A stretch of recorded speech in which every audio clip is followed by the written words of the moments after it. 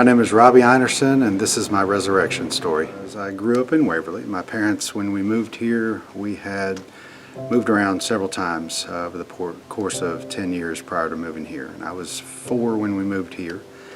My parents were good to me. I've got 2 older brothers. I'm the youngest of 3. We went to church some when I was a boy.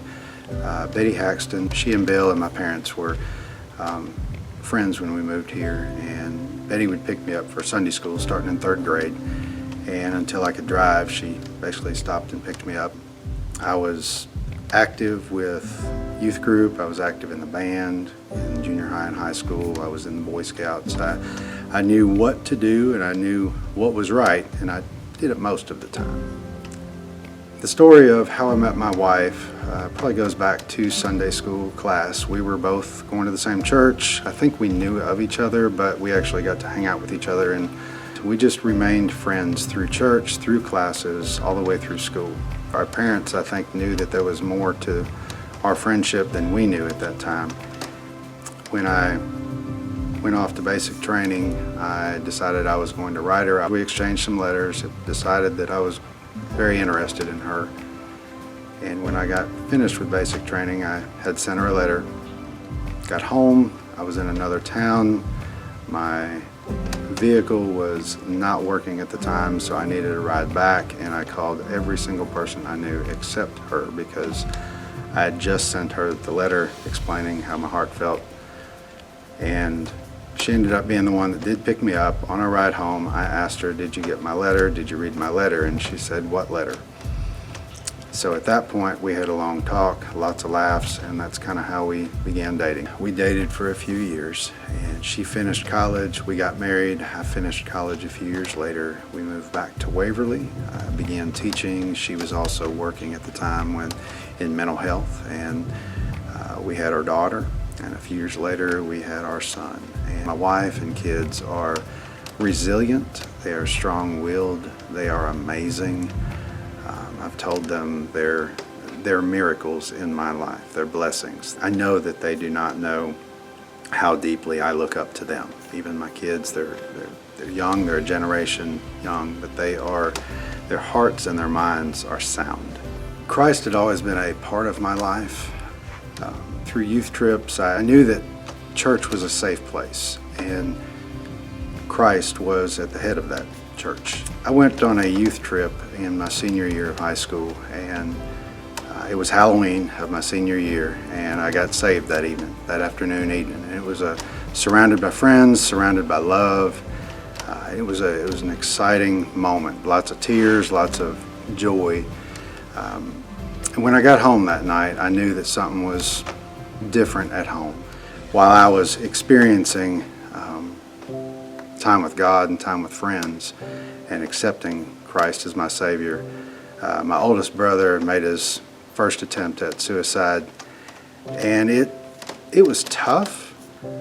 Had I not been saved and I got that news, that I would have not handled that as well. I would have continued to just kind of go inward instead of, I prayed about it. I think I started journaling at that point because I knew I had someone to talk to and to write to.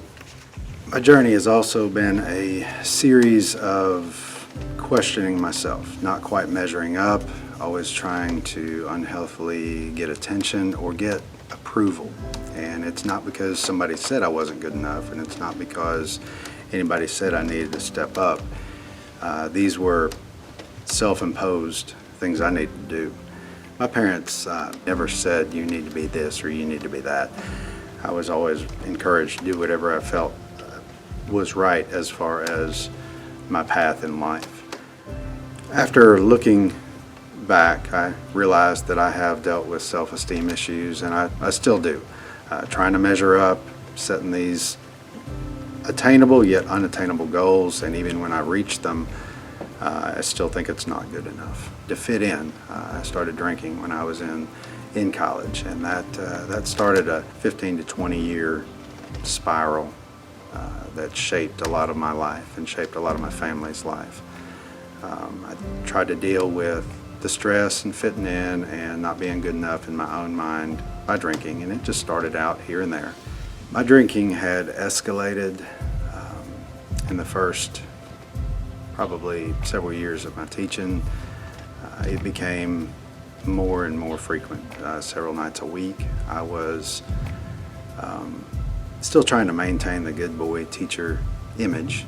My heart knew and my head knew I needed to quit, but I couldn't. I could go a week, 2, 3 weeks without taking a drink, but when I decided to, I did, and I went to extremes, as I always did. It caused problems in my marriage, it caused problems with me being a dad, a son, an employee. It was just, I was quite miserable to be around, and I was not happy with myself either. It was, I knew that I was not being what I was meant to be. I was not even being what I wanted to be. But in May 2010, the kids were gone. We were off school because of a flood, and Julie was gone with the kids, and I hadn't drank in a few weeks. I decided, well, today's the day I'm going to. And I didn't really want to. I just felt drawn to it, and at that point I knew something was really, really wrong. But I went ahead and did it anyway. I blacked out, and the next thing I remember, I woke up in the hospital with my family and friends from work and church staring down at me, and in the same room, and some of them were praying, and the first thing I thought was, oh no, my secret's out. Now everyone is going to know how bad that I already know I am. And at that point, it's the last time I drank. My preacher at the time came to our house, and after a couple days, and I remember a question that he asked. He asked Julie, he said, are you going to stay with him? And she seemed shocked, and I was curious as to the answer because I didn't know. And she said, well, yes, we're going to get through this. And we prayed, and we have continued to get through it. Since stopping drinking, everything has not been all perfect and hunky-dory. My oldest brother, he succeeded in his last suicide attempt in 2018, and that was a really hard experience. When I question my worth, when I question what am I doing, when I question why is it not going this way, he has provided for me and given me grace and mercy when I won't give that to myself. And he's given me a spiritual kick in the pants multiple times of like, look, I did this for you. You are worthy. I am your God, so let me be your God. The self-esteem issues that I've experienced for as long as I can remember are still present. They're very present, but they're lessened. Life is less difficult. I am worthy. God has shown me that I am worthy. He's told me that I am worthy. I read that I am worthy. But the opportunities that I've had for camaraderie and ministry at my workplace at Waverly Central has been unlimited. I've been ministered to probably more than I have ministered my former students, my current students, and teachers. I enjoy my job. I love what I'm doing, and I consider it a gift to learn from the kids, and it excites me when I can come home and I feel uplifted by the good that I do see coming out of schools. We read Shift, Darren's book, when it first came out. We wanted to make a difference. We, as in Julie and I, wanted to make a difference in our spiritual circle of influence. And Darren's book, Shift, helped us realize there was a lot good going on at WCN, and it was growing, and we eventually became a part of this congregation. And when we decided to come, it felt right. We felt welcomed. We also felt empowered and excited. God leads, and we follow, and we work because it's what we're supposed to do. And not only is it a supposed to thing, it's I want to. I'm Robby. I've been crucified with Christ, and I no longer live, but Christ lives in me.